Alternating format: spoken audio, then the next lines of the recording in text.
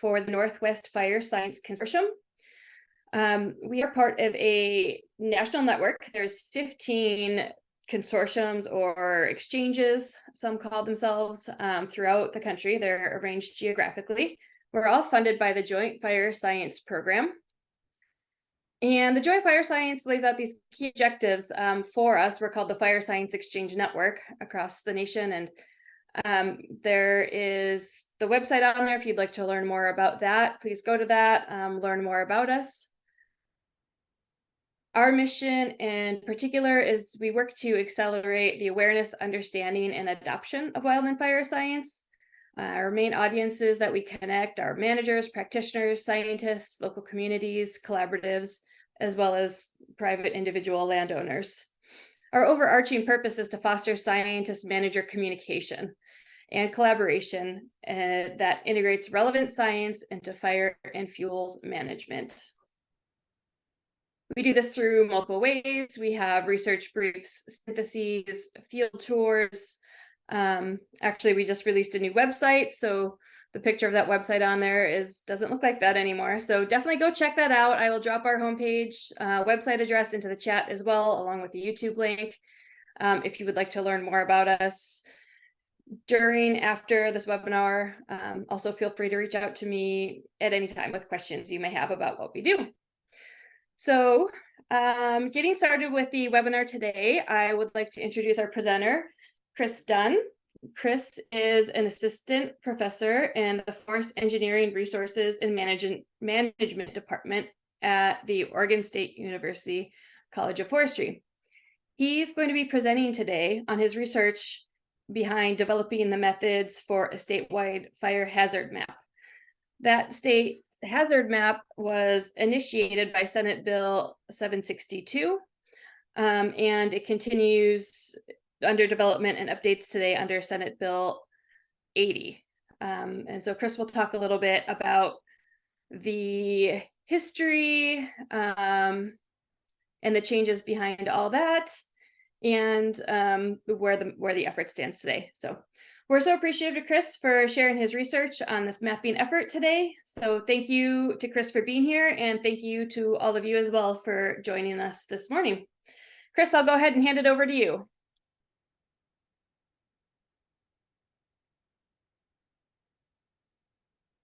Thanks, Autumn. Can you see my screen? Make sure we're functioning. Yep. All right. Well, everything looks good. I appreciate you, Autumn, and the Northwest Fire Science Consortium for having me today, and all of those that are here in attendance. I'm willing to give some time to this and this discussion. Sometimes, and this is just an option if attendees want to, but I can stay on late and continue this discussion for another 30 minutes or an hour after. If there's interest. Sometimes we do spend a couple hours covering this. I'm going to go pretty fast through the presentation, but that option is open to you. If questions keep coming in, I'll hang out and continue to answer those and engage in that discussion. So typically, sometimes I like to characterize this effort as a case study on the challenges of adopting policies for climate adaptation. As you see here, Oregon really leaned in at the forefront of adapting our communities to address a really rapidly changing wildfire environment, largely in response to climate change in recent years, but through a long history of our interactions with our environment that surrounds us, both near and far. And so we're certainly going to couch it in that space and walk through this and think about how science and policy work together and work with the public to come to an agreement, ideally, as to how we want to move forward collectively to address these challenges. And this process really started here in Oregon. I mean, there's no real start to this. It's a long continuum, but this major effort in moving things forward really started back in 2019 under Governor Brown and the Council on Wildfire Response at the time. And you can see here really what they were tasked with, and this was really a broad-reaching council that brought members from all sectors of private and public sort of life and entities, recognizing that fire really impacts basically everybody in some way, whether it's direct or indirect, and maybe directly from fire or smoke or directly to their business or or indirectly through downstream connections. And she really brought that together to shepherd this forward and to really think about what those opportunities are. Like at the national level, they just went through a very similar effort that mimicked this, and a report was released just a few weeks ago. And really it largely mimicked what Oregon had pursued a few years ago. And so that went on for about a year. And I was a science advisor at that with some other faculty here in Oregon State University on the mitigation committee side. We weren't voting members or anything, just science advisors to help them answer some of the questions that they had at that time. And that originally came up, I think, as a bill option in the short session of early 2020. Wasn't successful. A lot of legislation wasn't successful that year for various reasons. But then, that later in that year, we had this really major wildfire event that impacted much of the West Coast, but Oregon in particular, and it was really the Labor Day fires of 2020. And it's well recognized that, when you have these major disasters, that you roughly have a year in the policy realm to pass some legislation to address it. Why it's at the forefront of people's minds and their willingness to adapt because of that given event. And so really, this event did help leapfrog that effort. And by 2021 in the legislative session, they were moving towards passing that Senate Bill 762, ultimately investing about $220 million into a really broad effort. The mapping component only being one piece of this broader effort of working with the health authority, working with our response agencies and improving their ability, investing into landscape restoration, and then working on the fire adapted sides, really grounded in the national cohesive strategy, recognizing that we need to improve the resilience of our landscapes, we need to improve the resilience of our communities, and we need to advance our wildfire response, its safety and effectiveness, so that we're protecting our firefighters and our values that we have across the landscape, and trying to move all those systems forward. And they made some policy adjustments to do so. Again, the mapping being one part of this, and that passed. Was passed by June 30th of 2021 that year of the legislative session, and ultimately signed a week or two later by the governor. That really started this process that we're describing today. And it gave us ultimately 1 year to develop this map, but with that, all of the rules and the defining factors for it along the way. So we were moving both this rules advisory process forward, we being the state agencies being led by Oregon Department of Forestry in this case, with OSU as a partner in that effort. With regards to the mapping, we were really tasked with these four things that you see here to achieve in that 1 year. It was to map the wildland urban interface, map wildfire risk at that time, and I'll describe the difference between risk and hazard and where we're at today as we work through this. Originally, this being titled risk, and that's primarily what I'm talking about is that original risk map today. And then map social vulnerability with it, so that we're really starting to work towards allocating resources towards those most vulnerable and most in need. And then to stand this up with the Institute of Natural Resources at the Wildfire Risk Explorer. And so that was really our task over that first year as this bill was being implemented.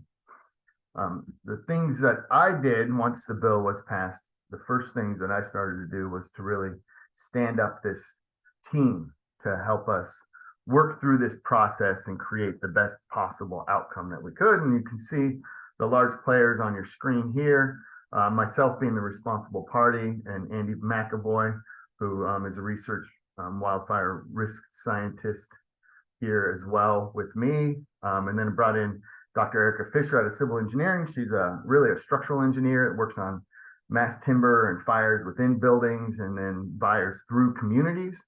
Is a lot of her research and background in communities like the Marshall Fire in Colorado or Paradise in California.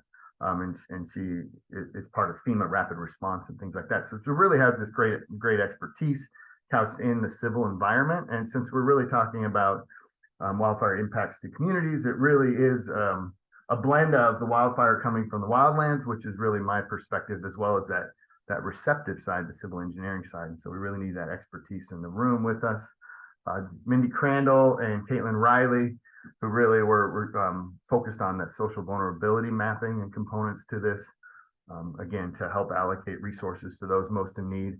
And then our partners at the Institute for Natural Resources, who were ultimately the recipients of the data and posting that to the Oregon Wildfire Risk Explorer to make it publicly available so that the public could engage and see their risk/hazard rating at that time, and try to understand some of the downstream impacts from that.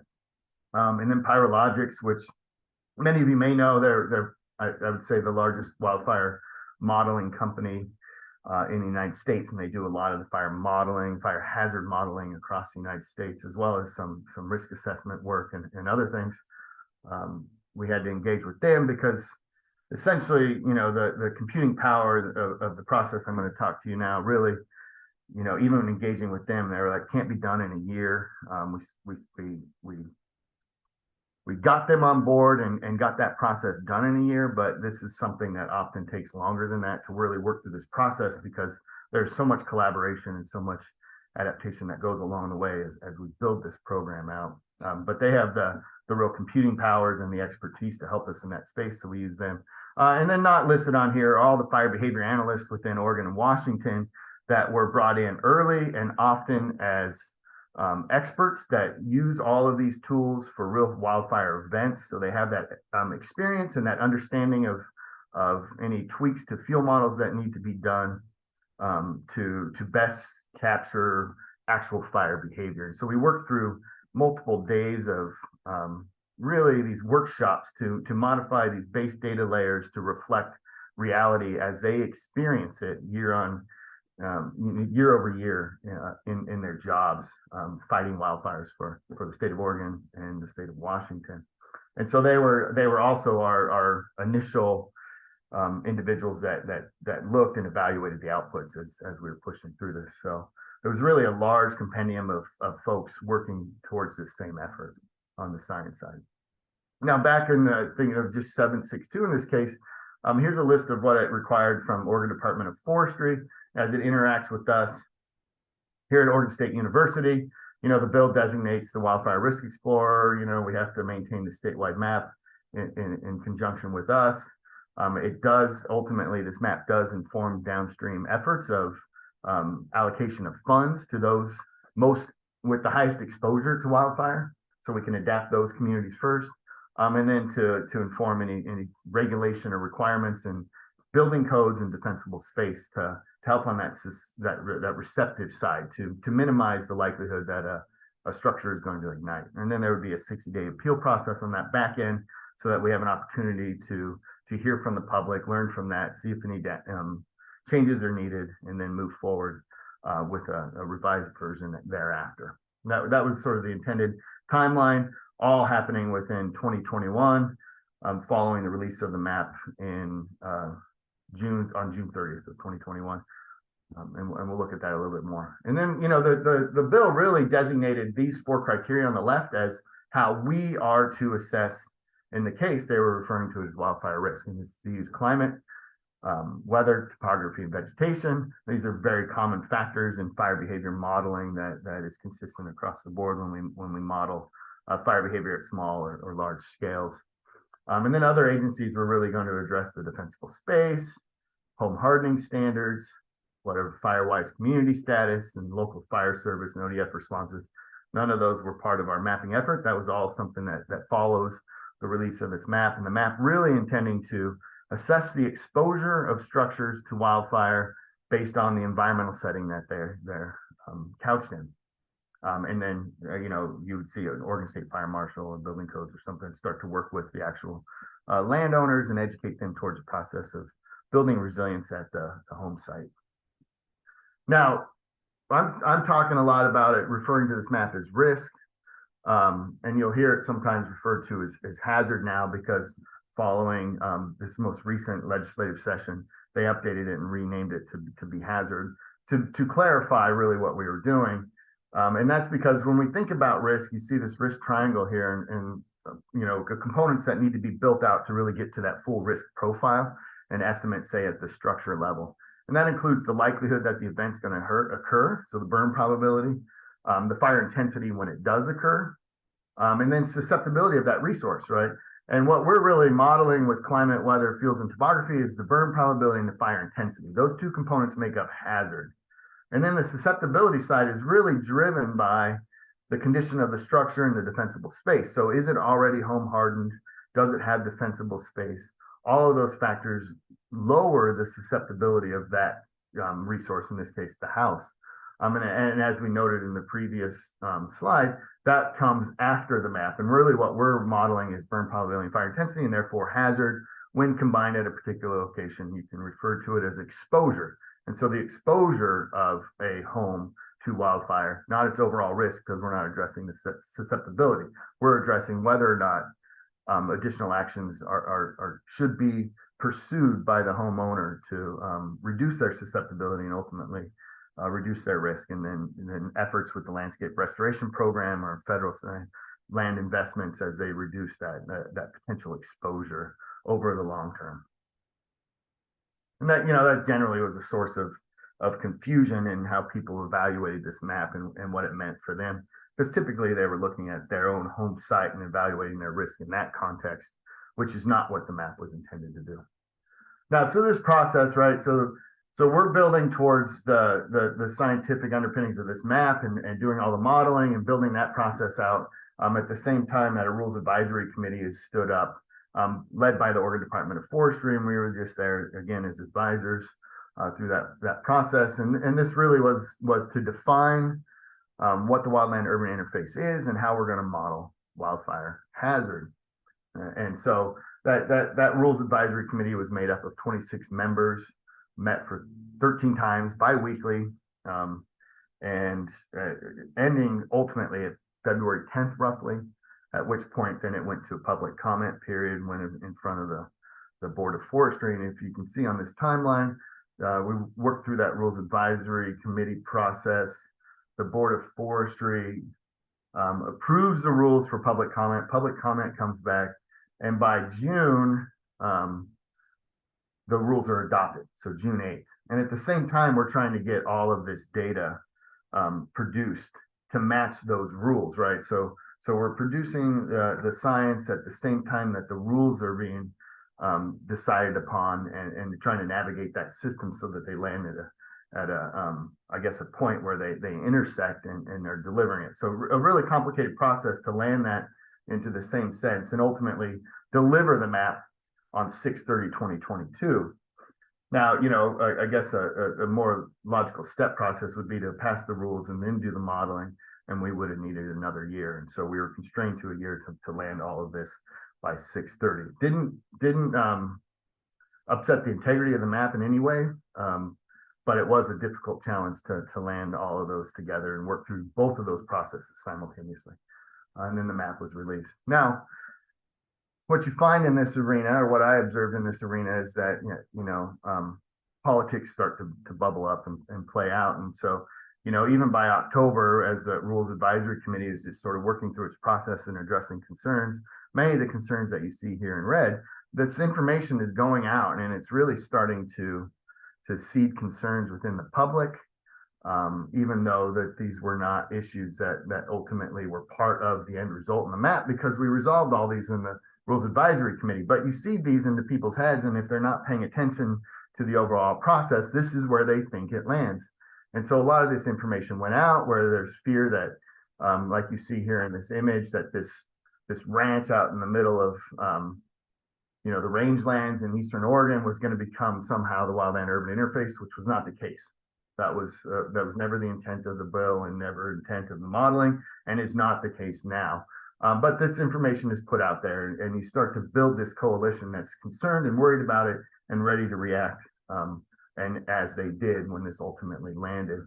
And you can also see it in the defensible space area arena, where this concern of your beautiful backyard is going to be decimated for defensible space regulations, which is not the intent from Oregon State Fire Marshal or the intent of the legislature when they passed this. But this is the intent of sowing, I guess, concern and worries in the public, so that there's some political clout maybe at the end. But ultimately, through that Rules Advisory Committee, this is the definition that was adopted, and I think this came out of the Federal Register originally and sort of blended with the International WUI Code. It's just your general definition of wildland-urban interface, which is just the geographical area where structures and other human development meets or intermingles with wildland vegetative fuels. Not, a controversial definition by any means, and rapidly adopted by the Board of Forestry moving forward. But unbeknownst to maybe the science community, when something like this is passed and as a true definition, then each of these words has to be defined as well for specificity.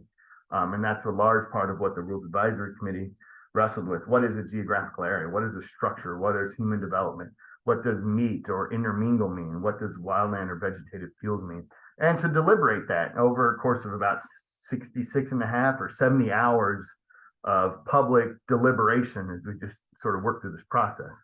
Sometimes you'll hear this as a black box effort, which I would say it's clearly not. Is if we do 70 hours of public public deliberation that's available and open, touted by some as the most open process that they've ever gone through within this type of rules process. It was anything but a black box. This is something that we built with the public along the way as best as we could. Not that all the public wanted to engage at the time and more want to engage now, but it was open and available for them to do so with their interests. And so as we break down that definition and think about the individual components, we're really talking about what you see here in this flow chart.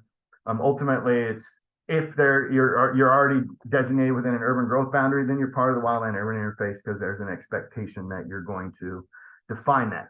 As long as you're within that intermixed or within some proximity of vegetative fuels that might expose your house to the wildland fire.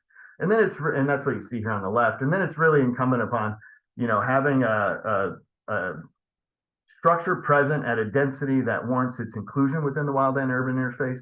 In this case, the Rules Advisory Committee settled on 1 per 40 acres, which is basically, are you within 740 feet of another structure, your structure, and therefore you start to build out a community. And that's getting that intermixed space, or that space in between true wildlands and the true urban environment into this sort of suburban, into the rural communities, which defines the wildland urban interface. And then it's a matter of, are you within vegetative fuels intermixed here? And you can see the definition of that, or within a proximity of it where ember showers and fires intruding into a community and igniting community really expose your structure, your property to fire. And that's what you see here. And this is very common definitions that you see nationally used fairly consistently. And it is part of the Federal Register, if you will. But that's not only one component to determining whether or not you end up in, a focal class where you may be subject to regulation, or you also have access to these funds to help you meet these new standards so that you are resilient to wildfire. And that comes from the risk classes. And so this process that you see on the right then is just saying that there's this additional component.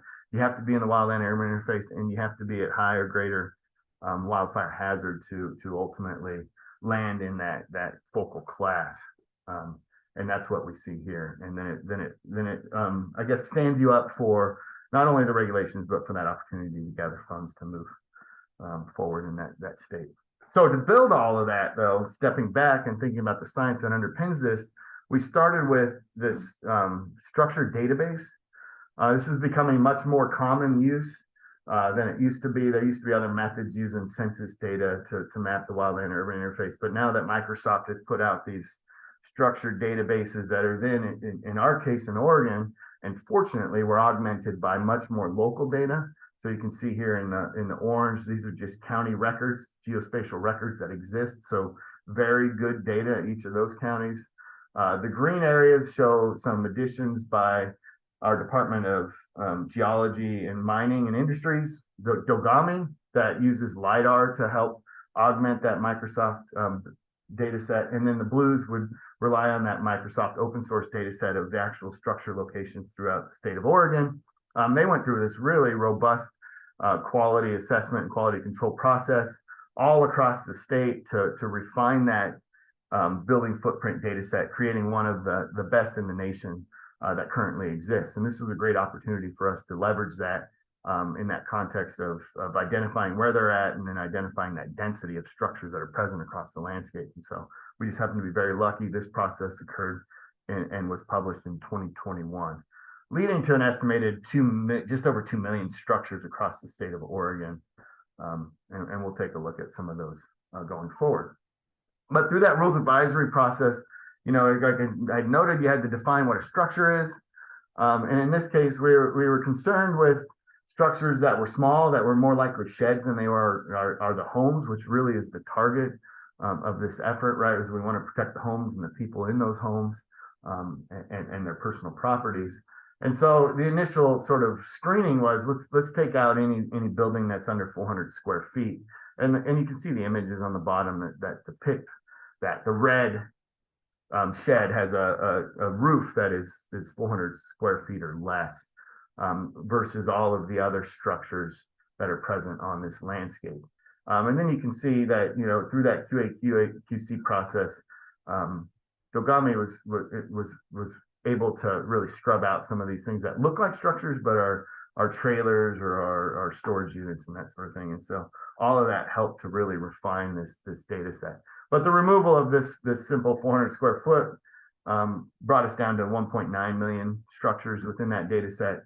And then there was this concern about, you know, sort of reaching out to those rural properties like you see depicted here, whereas this individual is one lot. You know, they have all of these outbuildings that support their farming operation, their personal needs, and the Rules Advisory Committee did not want somebody to end up self-identifying as the WUI, if you will, just because they have multiple outbuildings. And so through that Rules Advisory process, they really settled on, you know, let's just say if it's one single process, we're only going to count one structure or one single property, excuse me, we're only going to count one structure off of that property within our density estimate, so that this individual property owner must be within proximity of another property owner to start to form that wildland urban interface, right? So we're not forcing a rancher in the middle of Eastern Oregon to self-identify as the WUI because of their own outbuildings. And so we removed those and went through that process, and that ultimately scrubbed out 630,000 structures from the data set as we pulled it back to a single structure per tax lot across the state of Oregon. And then we added in other human development. We had to blend this with this structured data set because some of that other human development that's not somebody's home or somebody's personal property is captured as a building. And so anytime there was overlap between the two, we scrubbed those out, and then we added in additional human development, which really came out of the Homeland Security data set on critical infrastructure, as noted here. And that only added another 1,600 points, but was part of that WUI definition and needed to be included. And that left us with that 1.3 million structures in that total data set. And then through that process of only looking at properties at a density greater than 1 per 40 acre, we removed an additional 37, almost 38,000 structures from the data set. And you can see those in red here. And this is really to remove those properties that are distant or isolated from others that wouldn't then form sort of that nexus between the wildlands and the urban environment that we define as the wildland urban interface.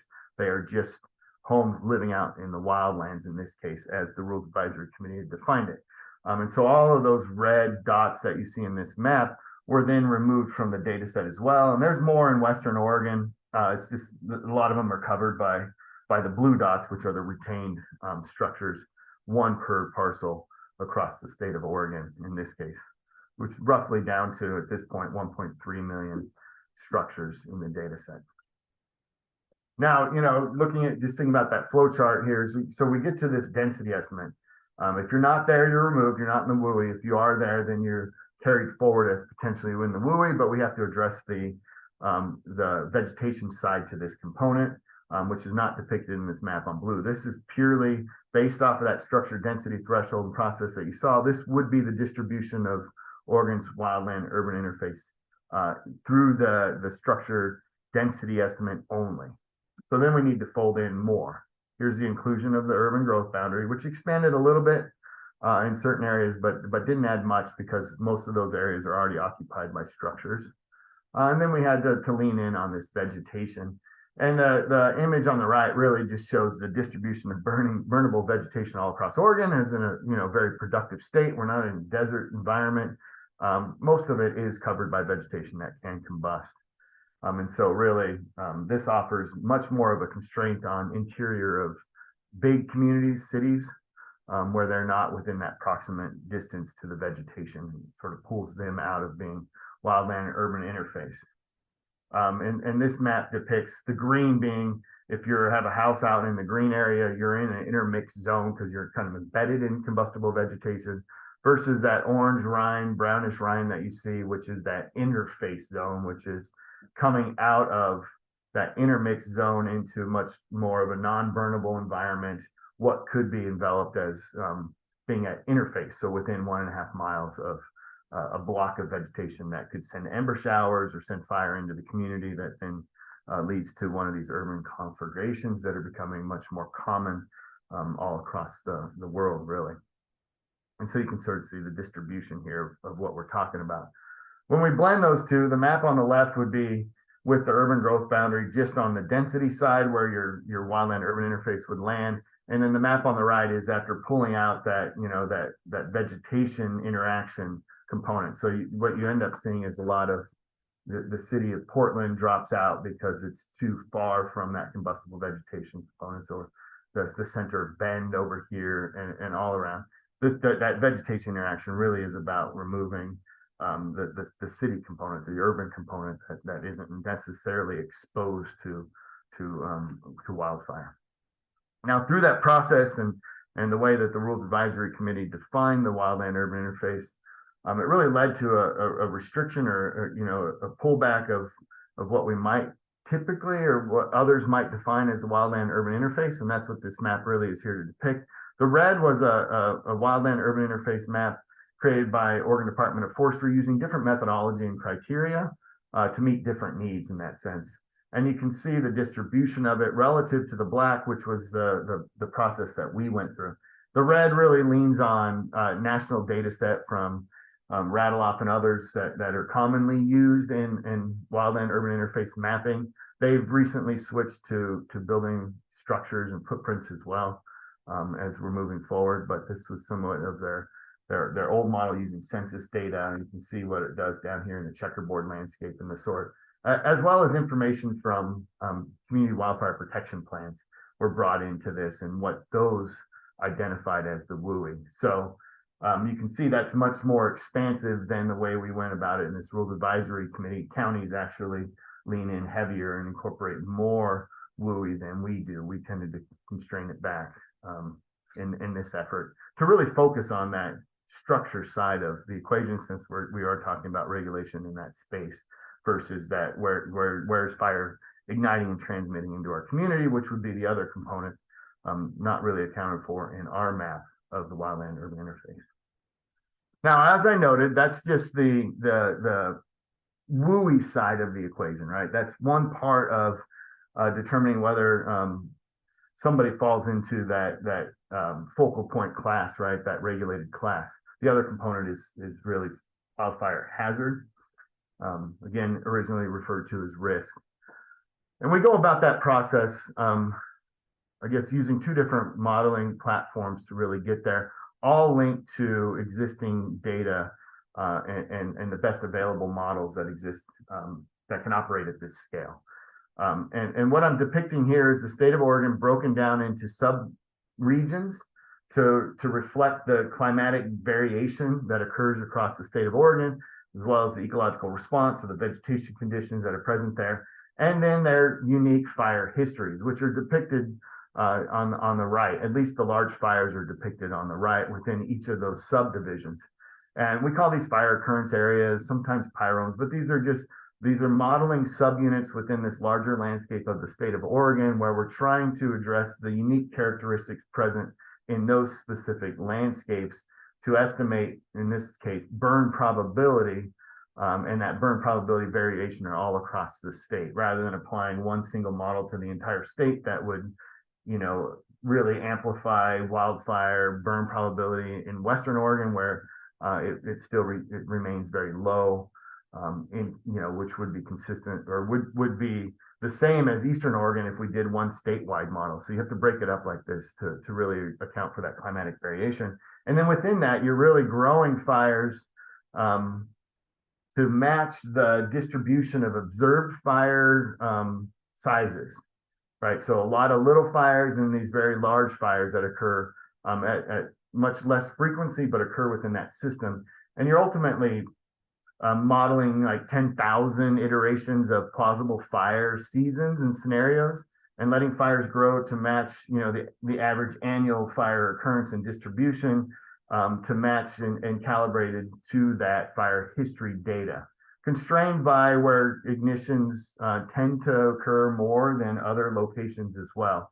And ultimately, you run those simulations, and you're just adding up, the number of times an area on the landscape is intersected by a growing fire in that simulated space, and dividing it by the total number of simulations that are run to get that burn probability estimate. Burn probability estimate is not something that can just be estimated by stepping out and sampling.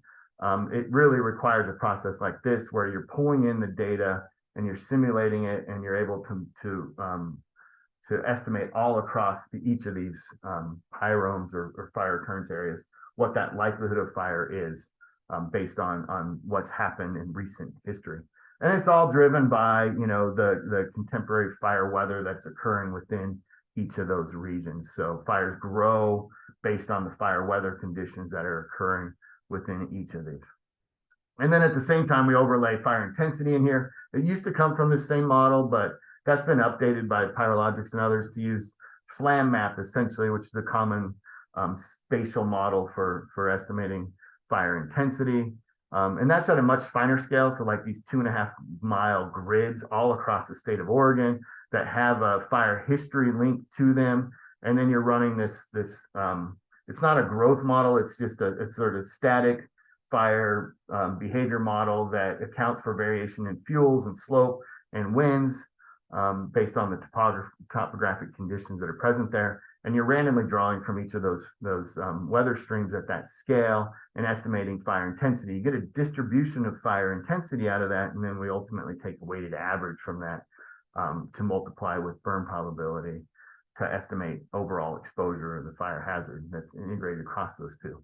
And so at a much finer scale, using more refined tools for estimating fire intensity in that case. And we're able to blend those ultimately together. And we create these two maps, and these are two depictions created by Andy McAvoy for me. That the map on the left representing variation in burn probability all across the state of Oregon, and then the map on the right representing that variation in fire intensity all across the state of Oregon in response to all of those varied and unique ecosystems that we have present on there. And as I noted, we ultimately multiply these two together, and we created this overall fire, what was called fire risk map, what we're referring to as risk to potential structures, because it's not only estimating where those structures currently exist, but it's a depiction of, if you put a house out there, what's its overall exposure, and would you want to do defensible space or home hardening to address that potential fire exposure that you have. Much of the red and orange being in our federal system, but of course that blends down into our communities and the communities that reside adjacent to a lot of our forest land, whether it's private forest land or federal forest land. But again, that was a full map, and we were required to create that full map. But really, the map that matters is the map that you see here, which was the exposure to the wildland urban interface. And this is ultimately the map we were trying to create for Senate Bill 762. Ultimately, 4.4% of Oregon was within the wildland urban interface, and about 23% of that fell within the high or extreme class at that time. That's 23% by area. And so we're, 23% of 4%, so roughly 1% of the state of Oregon by area fell into this this higher extreme class, into that potential regulation, which amounted to about 120,000 tax lots of the 1.8 million that we originally started with, and then that's roughly 8.8% of Oregon tax lots. And then based on the building point locations or the building footprints, there are roughly 80,000 tax lots had a current structure on them and would be assessed for defensible space. And then any building from there out, new construction would have home hardening standards. So after delivering that map, we entered into a public information sessions. We had Grants Pass and Medford early on, and you can see them on the left. And this is after notices had gone out, and we were starting to feel this and this sort of public response, this negative response boiling up, particularly after notices were delivered to individuals that hadn't heard about this effort, and they received a letter in the mail notifying them of their fire hazard and this future regulation status. And so that really elevated the fear, if you will, and ultimately we had to cancel our in-person Grants Pass and Medford districts because of threats of violence and death that were resulted from this effort, and we went virtual with that. And then we were able to go into person for LeGrand, the Dalles, and Redmond. And so we met people out in the field, Oregon Department of Forestry and OSU in particular, to try to explain what the mapping was and what was going on. A lot of that was very caustic and difficult to work through, but we did that. We went through that process, but during that, we started to see this fear really rising, and you start to see, and these are just quotes and statements out of the Statement Journal that, flaws in the map include designated irrigated lands under center pivots as extreme risk, which is true in many cases, and we can talk more about that. But here was a fire while we were in the Dalles that started under a center pivot and burned up a home, and we're having these conversations with the public at the time where we're getting these complaints and we're seeing these actual fire events without regard to that outcome. We're just talking more general in the media. And we're hearing things like, arbitrary maps don't deal with our problem in our forests. I like to put up the Alameda fire here. My brother lost his home here. None of this had anything to do with forest, yet it was the most destructive fire in Oregon's history. And so we can't really lean on the Forest Service and the federal agencies to protect us in all cases. And that's part of what this effort really is. But these are still the comments that are out there, and the fear and the furor that's really going on in the public sentiment. And then, if you step back and we look at this risk map and we think about where the federal lands are, it really does highlight the fire hazard that's present all across our public lands. And so it's also wrong on that front that, no, this really does address that as well. And it's recognized here, and you can see this in this map. But it doesn't stop people from saying what they want to say. And it doesn't account for the fact that, if we look across this map as it was released and we were seeing those fires start to unroll, that they are happening in these high hazard areas, all the large fires that were occurring in Oregon through 2022, and then again in 2023, which I don't have all those maps here, were occurring in these areas that were estimated to be likely and to be impactful, including this one I did put in here, the 2023 from was, I think, our most destructive urban interface fire this year, where we lost 43 homes, 43 outbuildings right here in this high hazard area noted on the map on the right. And then the fire stops when you get into that moderate area. So, the evidence that we see and suggests that the map is capturing these dynamics well, despite the rhetoric that's put out there.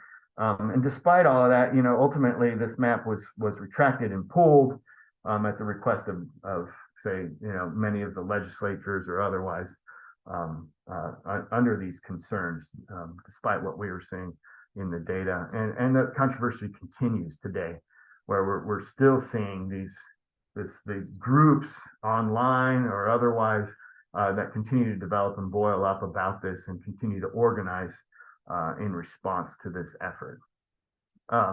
But through all that, ultimately in 2021, Senate Bill 80 and 82 were passed to help to address some of the concerns and issues. That also, in particular in Senate Bill 80, that was focused on the mapping effort. It also reinforced the importance of continuing down this path by our legislature at that time. So they allowed for some modifications, but still leaned in on saying, you know, this is important and it's a need for the state as we continue to move forward. Part of what they addressed with respects to mapping specifically is to rename it from risk to hazard to be more clear about really what we were trying to do. This isn't a rebranding or any kind of effort like that. This is just to clarify that really what the map is doing is assessing your environmental exposure, ultimately your hazard map.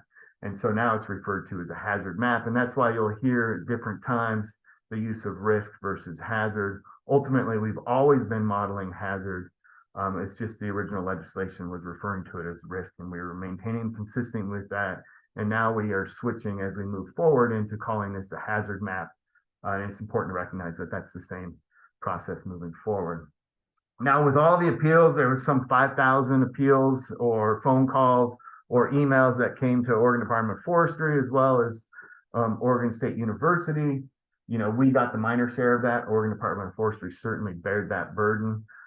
We had a graduate student here on campus working out of public administration and with some of our faculty here in College of Forestry to really assess qualitatively what were people concerned with. And this is the list. It's quite a broad list. You'll notice that there was a lot of insurance concerns, and there's a lot of concerns about already having defensible space on their property and not getting credit for that, as well as requests for appeals, homeowners reports, confusion about their risk letters, about their risk classification and that sort. We sort of boil this down into the issues that are really respective to mapping and to get past this insurance piece, which really dominated the airwaves at the time, out of concern that this map was dictating insurance rates and even worse, the availability of insurance for individual homeowners. That's been addressed in both Senate Bill 82 that says they can't use it, but more importantly, just that they never were using it. They have their own models, most of them less sophisticated in this, some of them more sophisticated. Some of the very large companies have really complex models. But most of them just have sort of zip code attributes that determine the wildfire risk premium, if you will, for the homes. But you can see here, even by you know, the DFR, that it wasn't something that was used by any of them, and there's a long process before they could even do that, and that continues to today. But there were some issues related to mapping that we need to address. One being the expectation that your parcel risk will always be the same as your neighbors, or your parcel hazard classification. And I'll talk a quick minute about that. But the expectation that it would reflect those homeowner actions already. Again, as I said, we're doing environmental exposure, and that's something that is other agencies' responsibilities. The expectation that hazard would be lower in hay and pasture lands, and that we should account for irrigated farmlands. Now, thinking about adjacency issues, we have to recognize that because we have what will now be 3 classes, but in this case, the original map 5 classes, there will be boundaries between these classes. So there's going to be a lot of that, and most of that is correct. But you do see some things where there's like an individual red parcel, you know, embedded in and amongst an overall high or other classification. Some of those may be correct, some of them may be wrong. There's a lot of reasons why that could be, and there may be some arbitrary lines that need to be addressed, and we'll just address that at the end of this process. Thinking about homeowner actions, that's really a susceptibility view of wildfire risk that they are taking on, which, as noted, is something that we're trying to assess whether they should, not whether they have done that. Our map being in the left, and this is just an example of if you stood at individual homes' curbs, what it would look like to assess risk from that susceptibility perspective. And you can tell that it disperses it differently all across the city, in this case, the city of Ashland.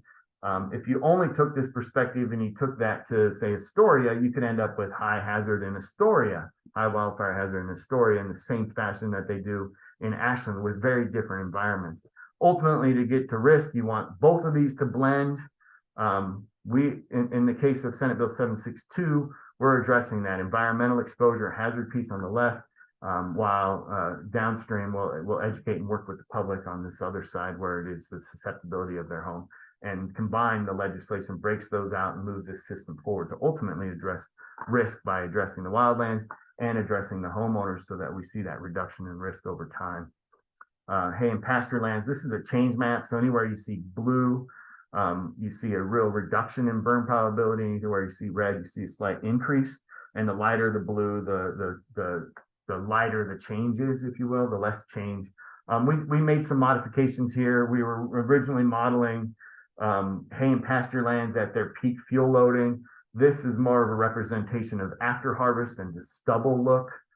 We think this is a pretty good change. This is in response to concerns that it was overestimated, and we see a shift resulting from this. And so this is something that the science team took on and looked into and investigated and thinks that this is the right move going forward. And then there's this irrigation piece. This is something that's going to have to be worked out in policy because, one, as you see in the image on the right, irrigated lands do burn. And so do we want to fully consider them low when we account for irrigation or not? Two, irrigation, say you have a parcel of land that's irrigated today and it ends up being developed and it's no longer irrigated, it may find itself in a high hazard zone that, because it was classified at low because it was irrigated prior to development, then they could develop in a non-hardened standard and then have to make some adjustments in the future. And that becomes a policy discussion as to how best we want to implement this and roll this out. And so that's going to be addressed in the next Rules Advisory Committee. It's something that we did not incorporate in the original map. And it's a policy issue that needs to be addressed at that end. And then ultimately, this is what we're looking at. And this is the last slide. I know that I've taken up quite a bit of time today, but hopefully there's some time for questions and you can hang out a little bit longer. Here we're looking at the process moving forward. Where are we going today? And in this case, SB 80 came out. Now we're referring to this as a hazard map. It's going to have 3 classes, and we're going to work with counties. And we've had these county meetings directly over the last, I guess 2 months.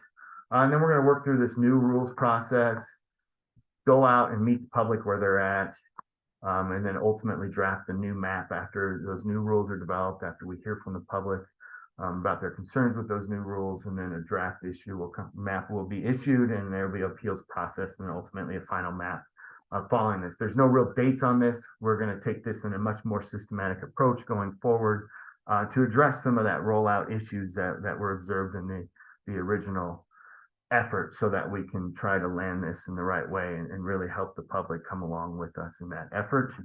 And with that, I'll just use my kids as a stop break to say, shut up about fire, Dad, and let people talk that aren't you. So thanks, everybody.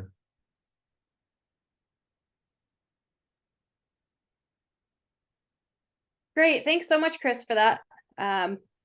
Yeah, very thorough. And yeah, one of the comments we have is, thank you for that. Really great presentation, clear and comprehensive. Thank you. So that is from somebody else, not just me, but I agree.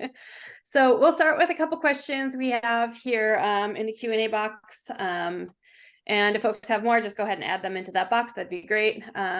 So the first one is just, are these slides going to be shared? Especially the RAC workflow chart.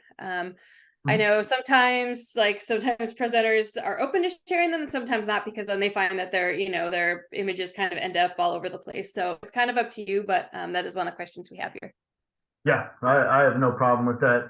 Those flow charts are on our website as well, that we stood up to provide information for individuals that were curious about this at the time of the release of the map.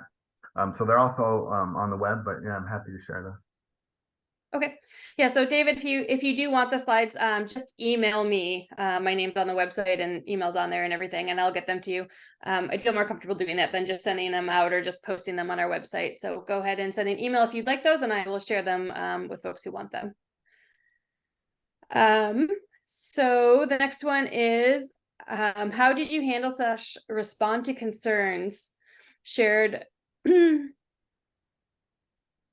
Concern shared, I think there's a word missing, with wildfire risk in dealing with, so basically wildfire risk in dealing with outbuildings, shouldn't they factor in? I mean, should they or should they not is a subjective assessment, I guess. And yes, if an outbuilding catches on fire, it does increase the intensity of the fire and can send embers that really expose the structure of concern in this space. So, in some respects that is a serious concern. We've obviously removed those out of this system. I I am a creator of the desires of the Rules Advisory Committee in the process while still adhering to objectivity and science, right? And so there are some flexibility in this kind of space, and the Rules Advisory Committee chose to go a direction of let's pull those out. The real target of that was to not bring in a building that's like a pump house, we'll say, on an irrigated land or some farmland that has no connection to the living environment, if you will, the built living environment. And so it was, that was the target. It wasn't so much the sheds in the backyard, because in those cases, when you're in a community and you have sheds in the backyard, all of those parcels tend to fall into the wildland urban interface, and so it doesn't really have impact there. We were really trying not to incorporate a pump house or a single storage building kind of in the farmlands, if you will, was the target. So it has an impact in those environments, less so in the urban environment, and I think that's fine. But ultimately, the defensible space codes aren't regulating, or the building codes aren't regulating those. I should step back. The defensible space codes aren't regulating non-living structures, if you will, the ones that we live in. They're really targeting the home. And so there would be no requirements anyway if we did incorporate those. Building codes is a little bit different, in some of those outbuildings, I think, do get enveloped when it's brand new, not something you have to retrofit in the past.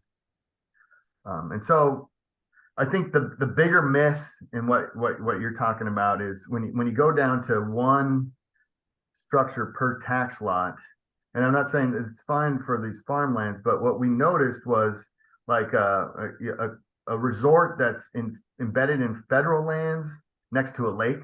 I tend to use some of the lakes down in Southern Oregon, and we saw that those cabins that are in holdings along federal land drop out because the tax lot for a federal land, it's not really a tax lot, end up being like a whole township or something, and that gets boiled down to one structure.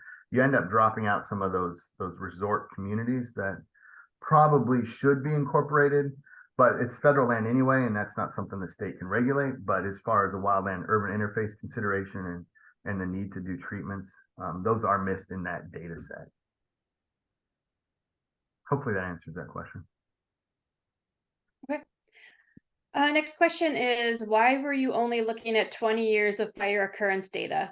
That may not be the best depiction of fire history.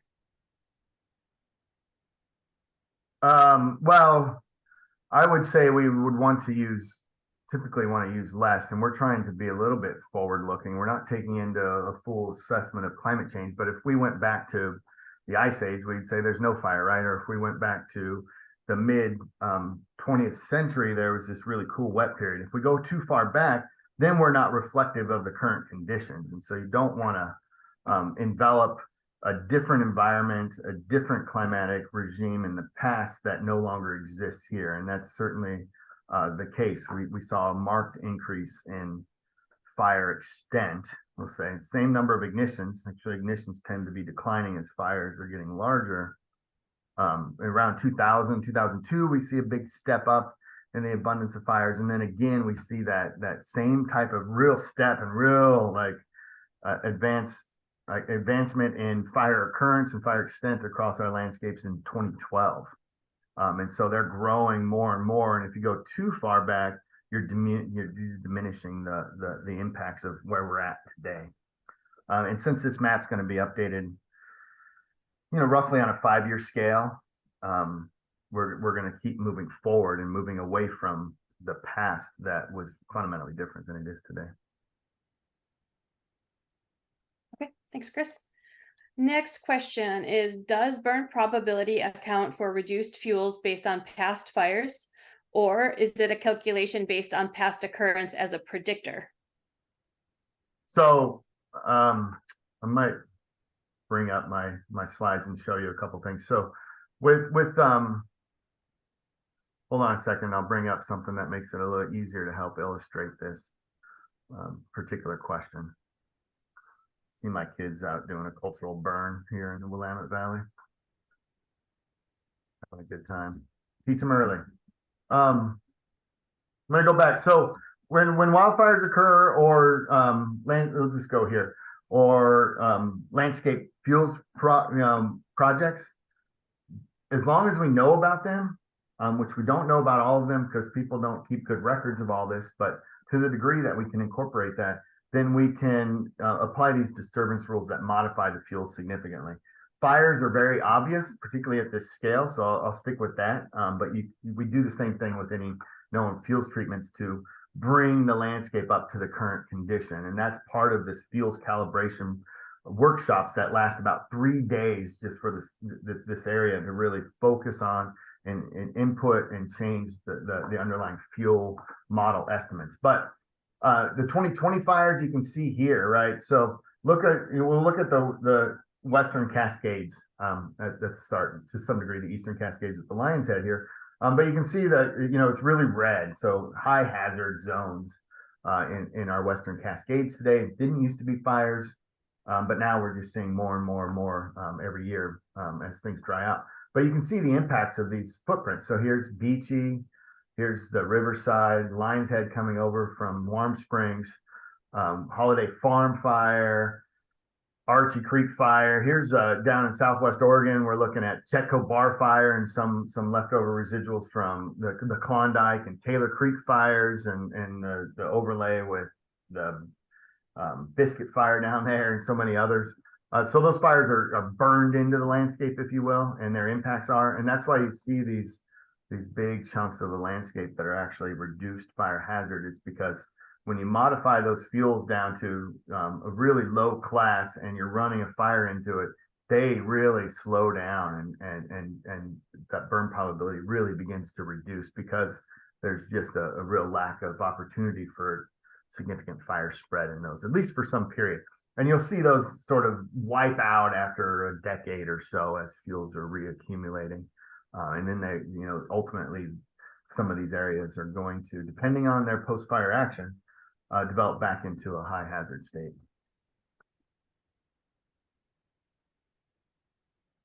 Okay, thanks, Chris. Next question. Are utility transmission corridors or power lines incorporated in any way in this analysis? So this kind of yes or no. So if there's been ignitions associated with power lines, then all of those ignition locations, these point locations, are incorporated in the calibration of how that simulation model, the large fire simulator, works. In that you're creating these heat maps and increasing the probability of a simulated fire starting in areas where there's been more in the past. So they seem to be these areas that catch fire more often. If that's the case, and with the power lines, then you would see them show up because all of those ignition points play a role in that calibration component. Outside of that, no, they're not a critical infrastructure that becomes part of what we were trying to accomplish in this particular map. When we do other risk assessments, which a colleague of mine had just finished, Andy McAvoy, it's a different lens and it's a different focus, and power lines are in there as a resource that is exposed to wildfire and something that we're concerned with, a value we place on the landscape, and they show up in that environment. This particular map is really about the exposure of structures, and so it's very narrowly focused and intended to serve this purpose. It's not going to be applicable to all other needs in this wildfire risk environment and this other suite of analytics that occurs, which amounts to over 100 different layers that can be used for decision support. That is something that we've created and is available, but that's for a different application. Okay, thanks, Chris. Can you review the difference between hazard versus risk in the language? Yeah, I'll go back to just pull up this, many of you that are in the fire world know that firefighting, we love triangles, right? Everything's built on a triangle, and this is just another case of a triangle. This being the wildfire risk triangle. And it's consistent in this environment how we get to this. There, ultimately, when I think about a community and all the components you'd want to put in there, is you want to understand the hazard, and that would be the burn probability and the intensity of the fire when it's likely to reach that spot. Those two components are critical for hazard. That's only one piece of this overall picture about risk at say a parcel level. The condition of the structure, right? So is it already home hardened? Is it a concrete structure versus a hay built house or so forth, right? Like there's variation in that condition of that structure. That all feeds into the susceptibility side, and that's a really key component to overall risk at that piece. And so you can minimize your risk by changing your susceptibility. So doing the home hardening in defensible space, like we're talking about here. You can also reduce risk by lowering burn probability and fire intensity. Now, that's a little bit harder because vegetation continues to grow and come back. And so it has to be managed in a way that always keeps it a low hazard versus susceptibility. And some of those actions are a little bit more permanent, if you will. But ideally, you could address all of these. The third component that's not even addressed here then would be the social vulnerability. That was kept outside. And so the social vulnerability of an individual, their ability to pay for insurance, their ability to recover and adapt to a disturbance like this plays a critical role in overall risk to the human environment, if you will. And that was an extra layer of it, externally overlaid and added to this process, as noted early on in this. And so when we're talking about hazard, we're only talking about burn probability and fire intensity, not susceptibility. Those are the hazard components. When combined, it would be the exposure of something with varied susceptibility.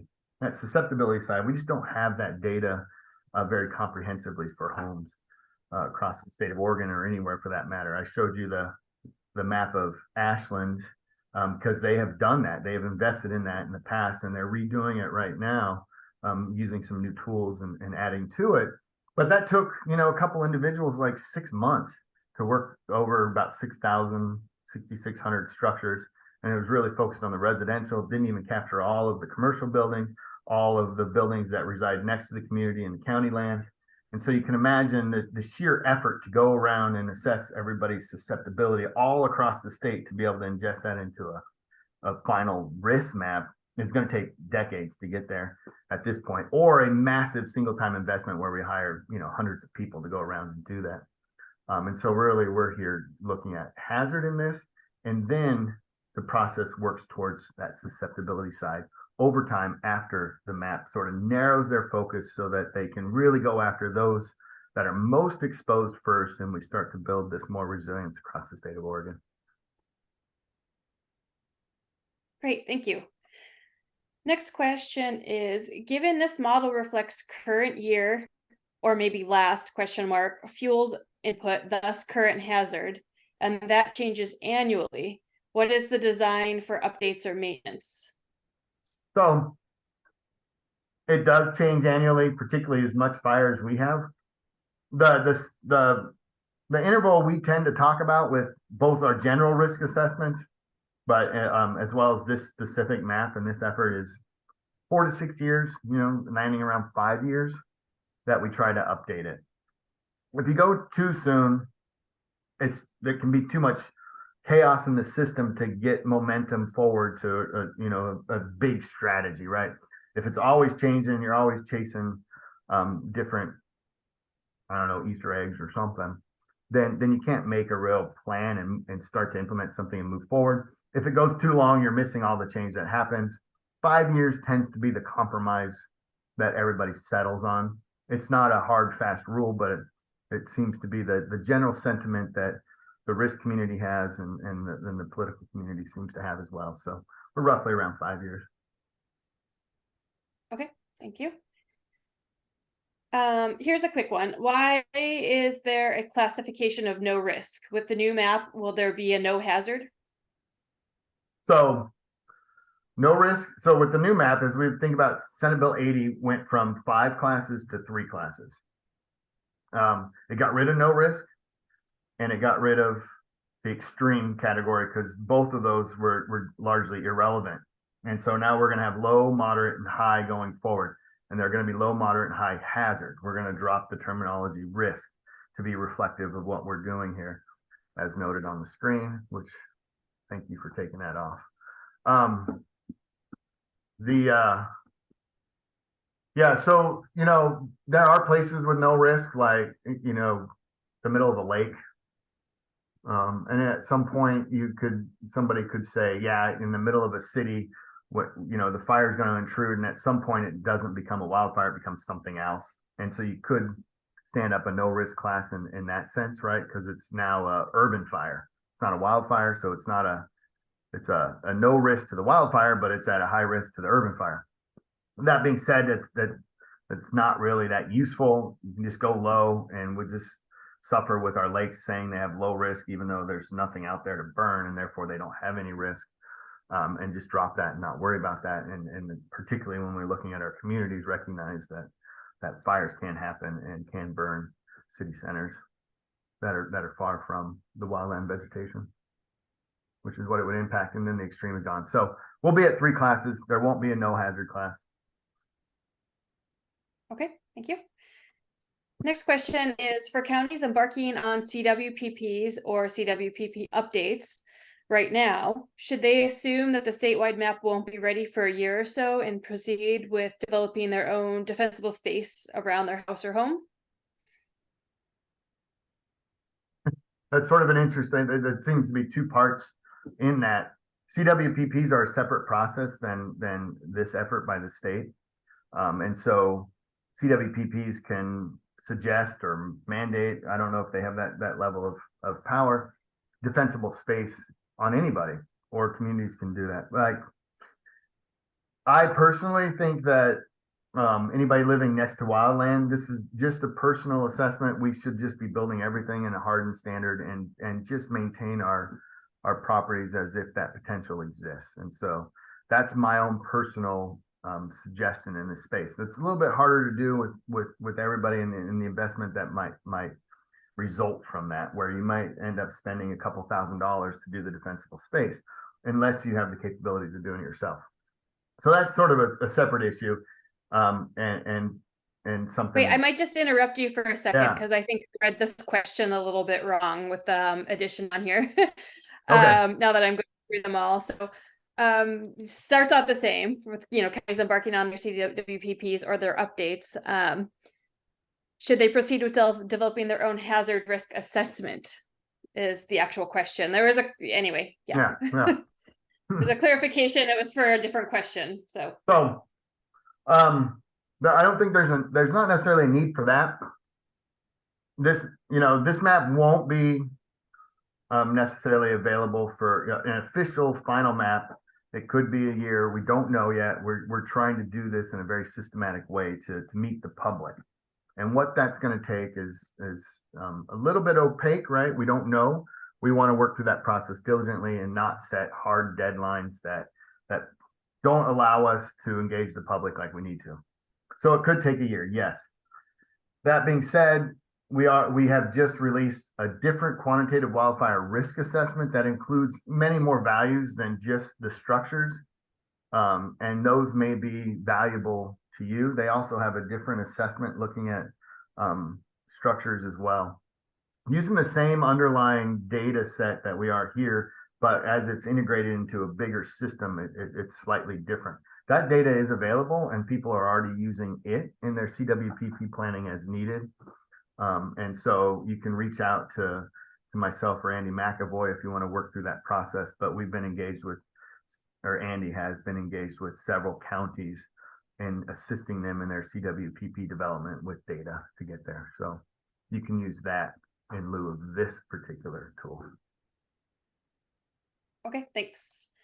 So we're on our last question here. It's a series. So the first of it is, any relationship studies of wildland fire risk and potential for subsequent smoke or air quality issues?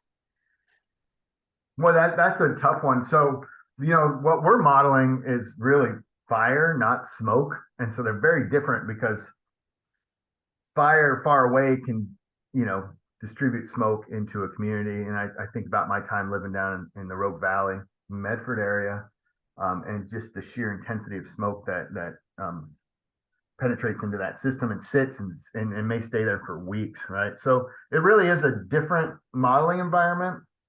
And so you can't really think of this as being that same risk to smoke.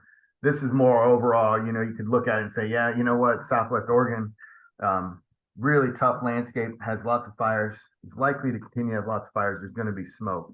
And then sort of make that assessment. We're just starting, I'm just involved in a research project that's looking at smoke impacts and using some of these tools to try to help identify that, but we don't have that tool yet to really assess it. So decouple this kind of mapping from that, except maybe recognizing burn probability that you're likely to have smoke here and, around the Rogue Valley, it's going to settle there. But the wind patterns, say up here in the Willamette Valley, tend to send the smoke over to Bend when we have fires, even in the Cascades, except under an east wind event. And those are some of the complexities of just using the maps that we've created here, burn probability, and saying at this location, am I going to receive smoke? Because it depends on the weather patterns interacting with that fire likelihood. The good news is that was all recognized in Senate Bill 762 as well.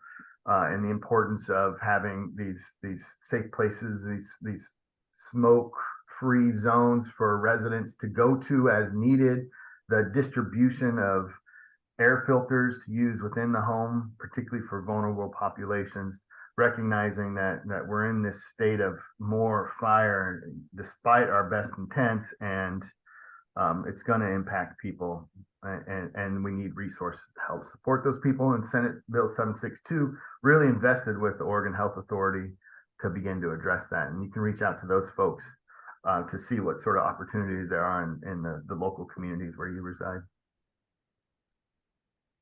Okay. Next one is any WUI hazard risk assessments for commercial buildings and their unique fire risks. And the asker acknowledges maybe that's a fire marshal question. But do you have any input on that, Chris?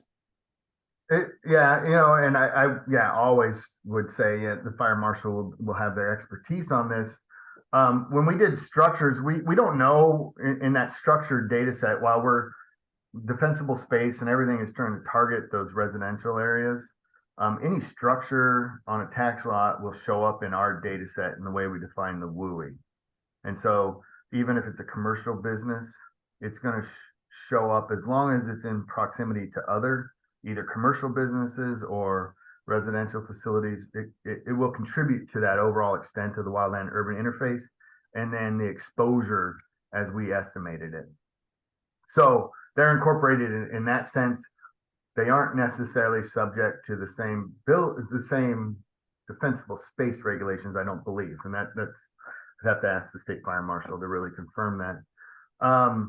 Unique, I don't know that, there's uniqueness all across the board.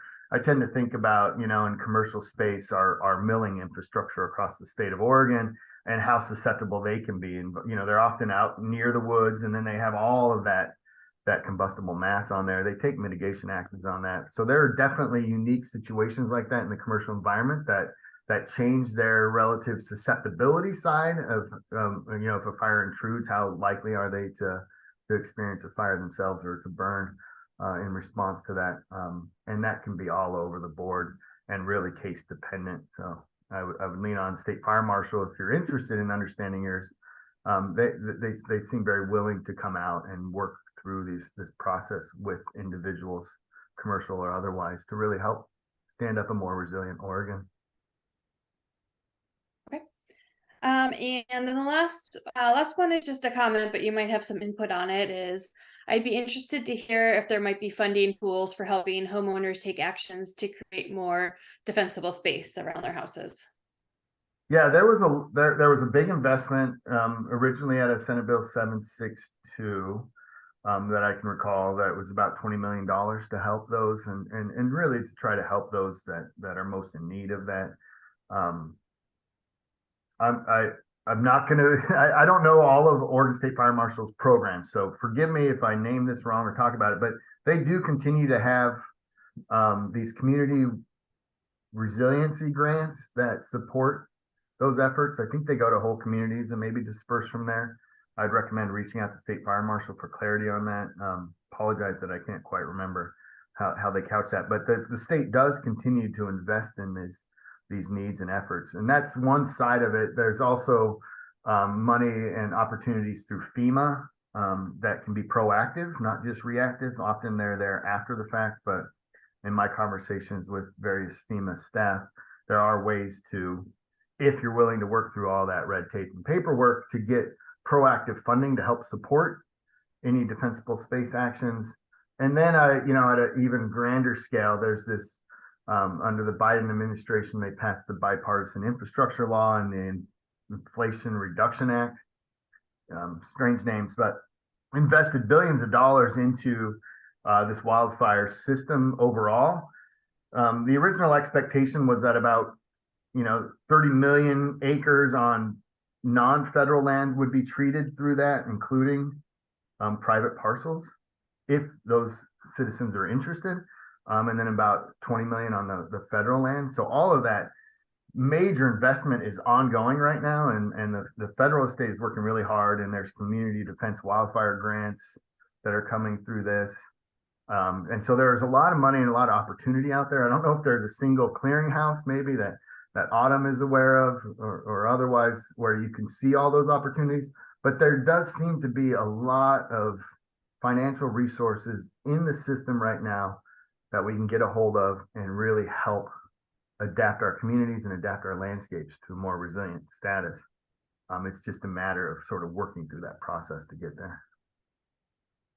Yeah, we do. You know, when we hear about them, unfortunately, I don't think I can guarantee that we're comprehensive about what we're aware of all of the time. But when we do hear about them, we do include those in our newsletter each month, that goes out each month. So if that's something you're interested in, at the bottom, it has news and jobs and funding opportunities and whatnot. I know last month there was one listed in there from ODF about private landowners getting funding and whatnot. So I would definitely suggest signing up for our newsletter. You can go to our website and it's in the top right corner. It says subscribe. You can also look at past newsletters on there as well. And then, you know, that's one way to stay updated. And we have someone who also added in a comment here to say, reach out to the state hazard mitigation officer at OEM to learn about potential FEMA funding opportunities now or in the future. So that's another place to look. And that person has added a link to the OSFM link of grants as well. It's in the Q&A box for anyone who is still on here and following along and is interested in that. Make sure you go to that Q&A box and click on that link. And those are some of the places you can go to start looking for those. Awesome. Thanks to whoever did that. That's great. Yeah, and I think, well, that's the end of our questions now. Thanks everybody for sticking on here and hearing all that. Thanks so much, Chris, for staying longer and answering all of the questions. I think here, you know, unless there's any final ones, I'm not seeing any, we can probably wrap this up. The recording will be available, and if you reach out for the slides, I will be sure to forward them to you within the next couple days. And yeah, any concluding words, Chris? Nope.